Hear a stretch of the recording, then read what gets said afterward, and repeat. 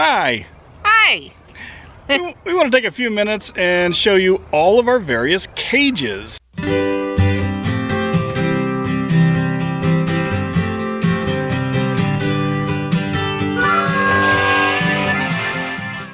We've got quite interesting different cages from themselves, so they all serve different purposes. This is an example of one that you can buy from the stores. It is prefabricated, meaning you just have all the parts in a box and you follow directions and put it together. It has several doors and openings, including one in the front, two separate here, one up top here that you can look in and see chickens in here. This comes out, this drawer does, and there is also a place in the back to get in the coop. And why do we have this? This coop was actually gifted to us. I went to somebody's house, picked up 6 chickens, and they gave me the house for free, basically. And you can see it is starting to fall apart. It's very, the tacks are interesting, and it does have hardware cloth, so that is good. It is made with hardware cloth. And they usually last a couple of years. But, you know, you can buy materials this cheap if you went to Lowe's. So you can collect eggs this way, then. Now, let's move on to something that we've made. This next one is actually a repurposed bunny cage. We got this. Somebody wasn't using it, so we went and picked it up. Also free. Yep. We cut it down about 1.5 feet. Put some cloth along the bottom. Added a door here, so now the chickens can get in and out. If you want to come back on this side,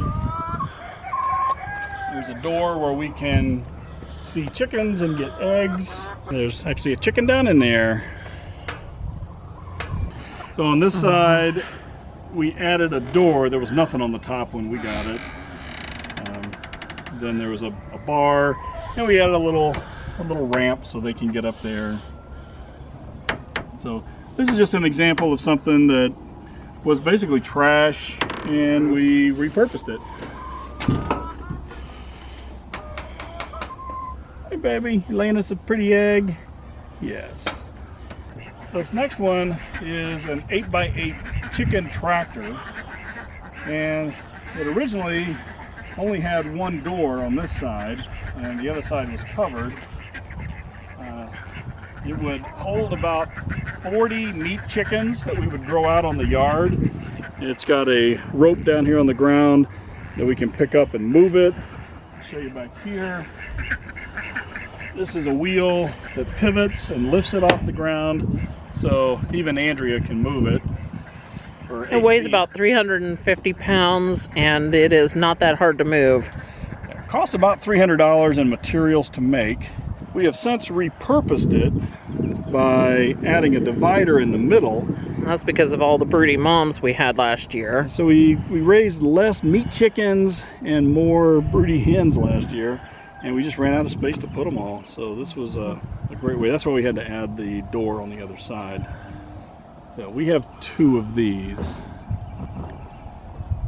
One of them is about to become meaty chicken time. So this is our rabbit hutches for outside so they can roam on the grass. They get moved every day. This one right here is actually housing Betty, who is one of our moms. So this cage actually has 2 different inner boards. This one right here is for rabbits, and it holds a rabbit feeder in it. We have one that is for chicks when we have baby chicks and moms, that the hole is a little bigger and it doesn't have the hole for the feeder. Or the divider can be removed completely. You want to pull that up? Yeah. And then, because we do allow our chicks with moms to come out, it has an opening at the side where we can open up for moms to come out and roam the lawn with their babes. And we do that when they're about 4 weeks old? 4 to 6, yeah. You'll notice this one is numbered number 5. That's because we have 5 of these. And it gets kind of confusing sometimes, so everything has a name. So we had a different duck cage in the beginning. Now we use this for the moment, and this is a temporary cage until we can get a more permanent duck cage built for them. And this was just a dog cage. Just a dog cage with a top and then a tarp on top to keep out of the rain. Because occasionally they don't want to be out in the wind and the rain, but they really just don't care if it's just rain. I think we got it off of Marketplace or something. Facebook. So, we got a tarp over it. And then I've got their food out at the moment, but normally that stays in so it keeps dry. Basically, the covers for ducks are to keep food dry, for nothing, not for anything else. They also have a cover over here to keep out of the sun if they want. Most of the time, though, it's chickens in here. Now, they're surrounded by an electric net, and that's just because ducks are messy and they need to be moved once in a while. And you can see the green and the brown, so it won't be long before we're moving all this again. So we don't want a permanent structure when it comes to ducks because they're just messy. Also in the middle here, this is just made out of pallets. I cut one in half, screwed them all together. And this was that other lid that we talked about that we removed, and we just use it as a lean-to to keep their food dry. What are you doing, Wobbles? And this is Wobbles. She's having a tough time moving, but she just had her daily swim. Come here, Wobbles. I know! This is Wobbles. She's a pretty girl. Hi, Wobbles. She's out drying herself. You want some food? Some food. Okay. Wobbles likes to eat. Yeah. I can get you some water. Get you over next to the water. You want to go back in the water for a little bit? Like that, Wobbles? Good girl. So this is one we call the turkey cage. We don't do turkeys anymore, but that's what it was originally built for. Everything's got a name. This is the turkey cage.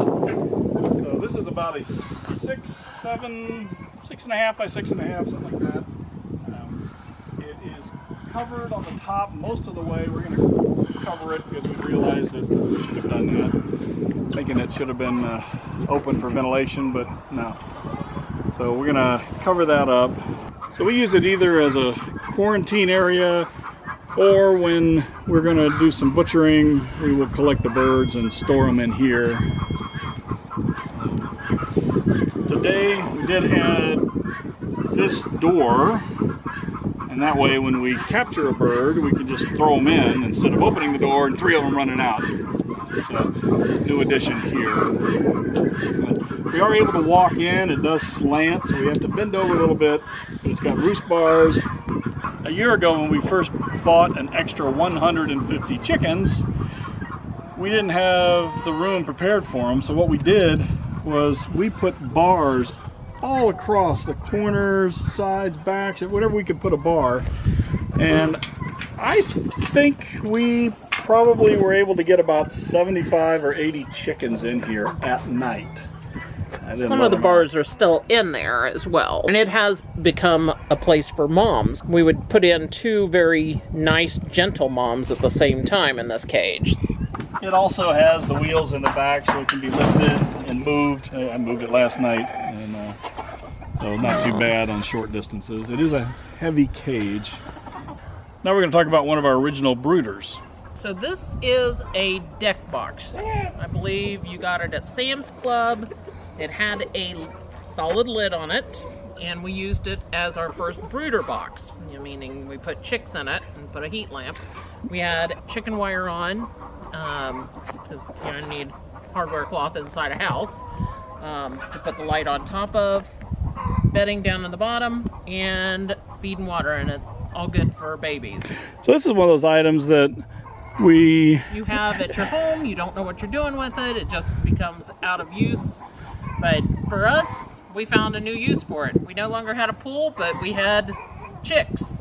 And that's homesteading. You don't ever throw anything away because never throw anything away because you can always find a use for it at a later time. You're gonna need it later. So now we'll show you what it does today, what we use it for. We originally then, after brooder, we started using it as our duck house, where ducks could go in and lay their eggs. The ducks really like, though, laying on the ground in open air. So we stopped using the duck house there. And we brought it over here to near the coop. And we did build just a simple door. Door that is, I mean, basically just like going into a little house. There's a piece that fits up under it, and then it's hinged and flops down. And so we put straw in there, and they can lay eggs if they so desire. Although a lot of them just go and hide during the day. So this has been many things. So I want to show you this. This is another rabbit hutch. It was also a piece of garbage. It was rotting in somebody's backyard and free. They said, come get it. So I'm trying to think of what I actually salvaged. The bottom, I think, the bottom frame. But put new legs on it, new wire. This is the second roof it's had because I didn't like the first one, just a metal roof. This is Happy Boy, so we built him a little door here. Say hi, Happy. Hi, baby. He's our stud rabbit. He makes all the babies. He's a good boy. So he has wire on the bottom, wire on the back. So he has complete airflow. And he has a little flop down that we hook up at night just to give him a break from any wind and cold. And so it has a little hook and eye. It's right here. To hook up the back here. So in the morning we just unhook it, flop it down. So he will spend a lot of the summer out here. Until it gets warm, and then he'll actually come inside the house for a little bit. Yeah. Because he likes coming in the house. Well, and he's our only boy, and we can't let the heat get to him, so we protect him in the summer. Yes, you're a good boy. This was a different kind of a cage. It was built for an event we went to go to, and it has become our garage brooder since then. It has hardware cloth at the very bottom because I can't have the chicken wire for the babies to come out. So when we have, right now, we have little meaty babies inside, along with a chicken that wasn't growing and a chicken that has a hop to it. And so they got to stay in here along with Wobbles gets to come in here every night during the winter months. So one of the advantages of this, it's at least a 7x7. It does unhook here. And so on this corner, and it tears apart over on this corner. Okay, so this one comes off, and then these two come apart, and the whole thing folds down.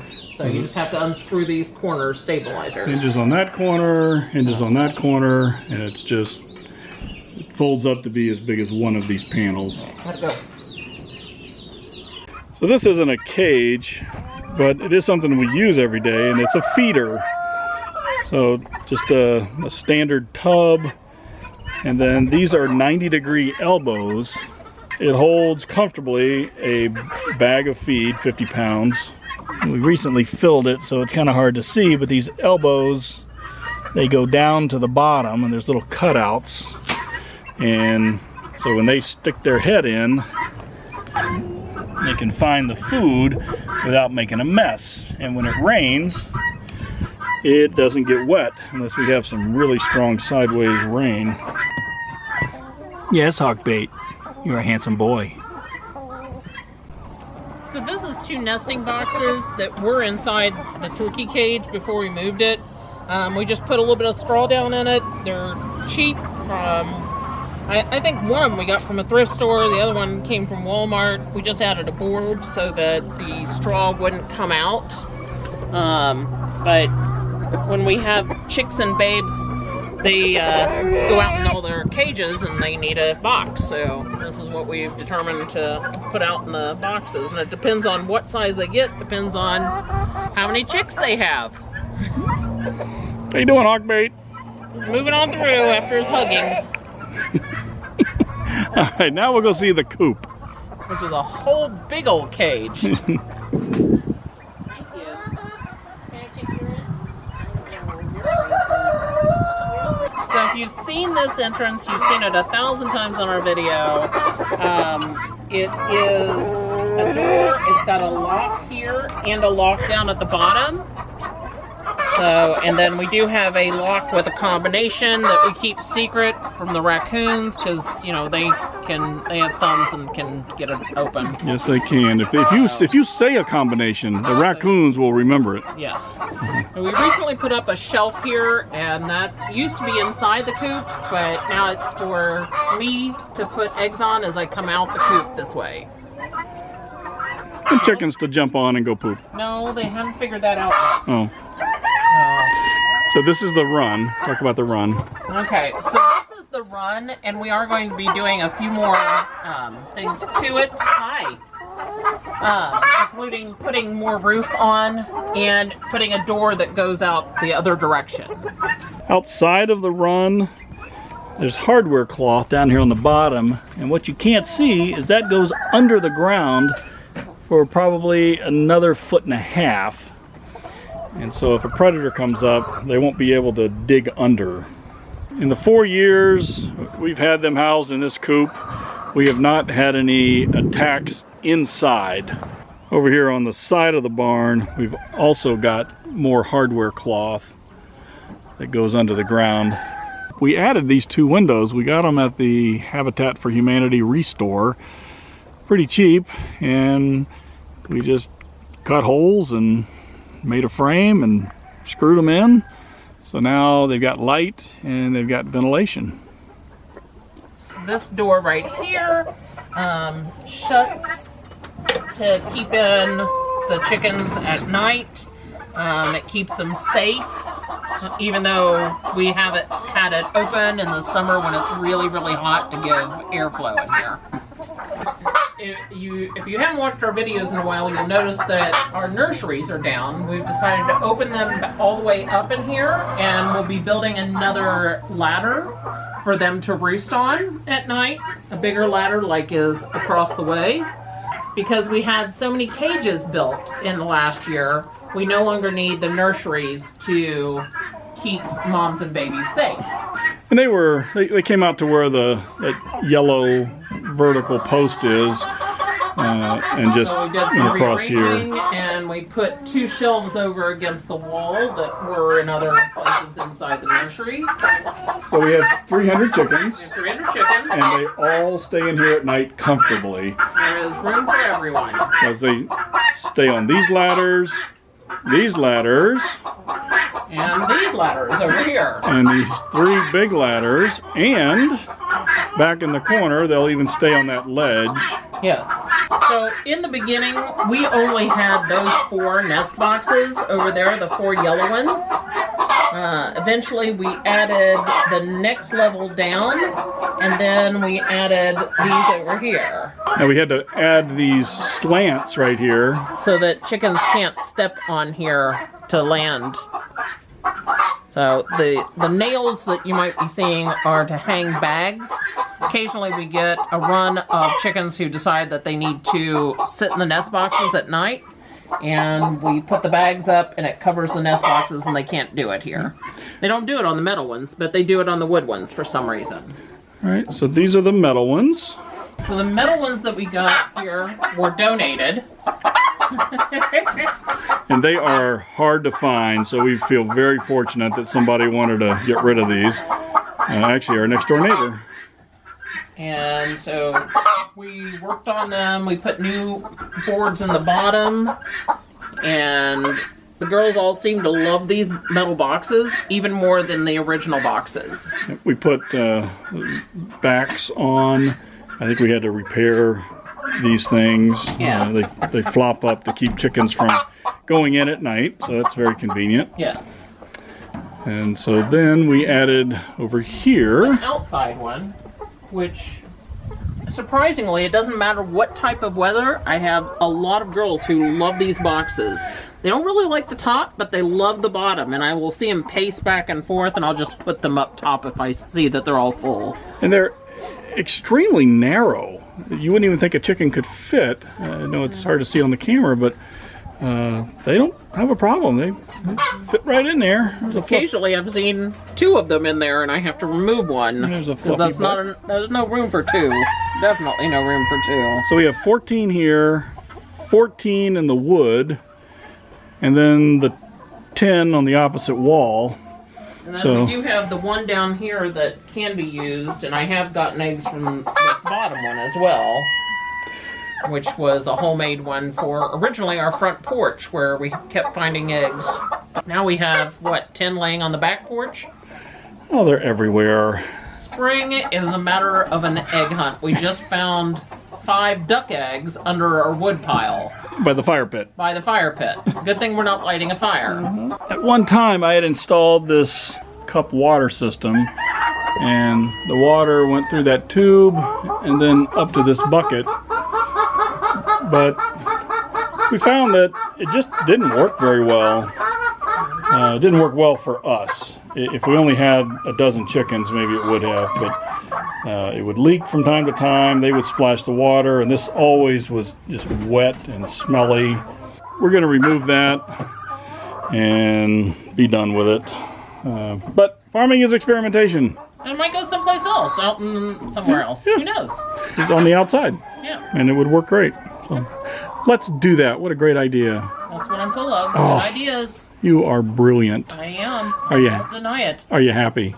I am. Right now I am happy. Okay. So, I got a lot of eggs. This is my second basket of the day. I've already taken 2 baskets, one of each inside. I know people want to see your shirt.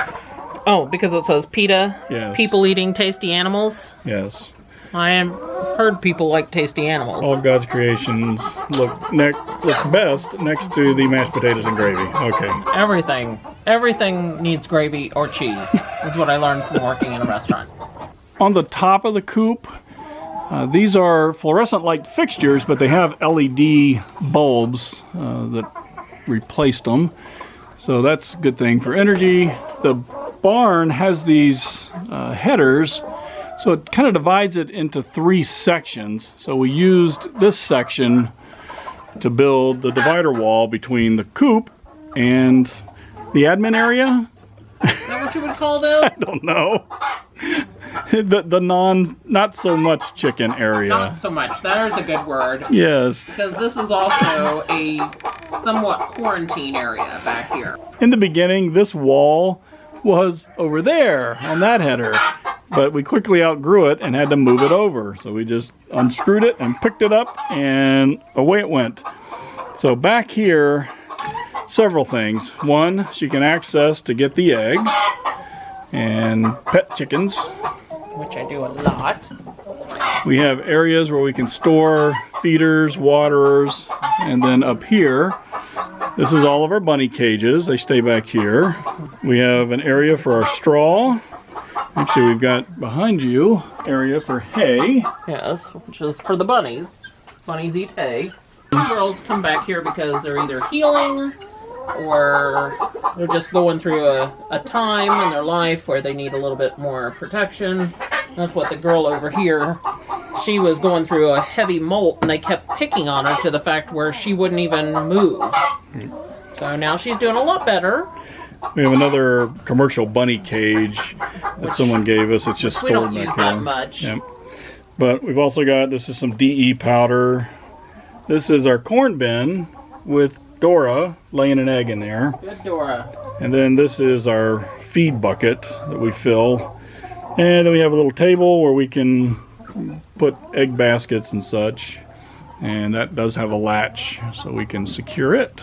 So we also have cameras in here. Cameras that watch the bunnies. Cameras that are in the middle of the coop. So we can watch whenever we want. Yes, we do. All So right. Millie is one of the little girls that gets to come back every day because she is so small and she thinks she's a little ninja fighter, so I like to make sure that I keep her safe. So she gets to come back every day and eat corn and eat whatever she wants in the safety of the back. But she goes back out every night to sit on the roost like everybody else. And her eye's doing much better. Yes, it is. All right, so we wanted to give you a little behind the scenes look at all of our cages. And our coop, so you have some ideas of what you want to build or buy or build and buy. You can do a combo. So hopefully this helped you, gave you some ideas, and you can go out and build something yourself. If you're buying stuff straight from the store and you got that kind of money, God bless you. but be prepared to buy often. Most homesteaders, they have to build everything themselves to make ends meet. So that would be us. We are value oriented. So thanks for joining us, and we will see you soon on the homestead. All right, Bye. Bye.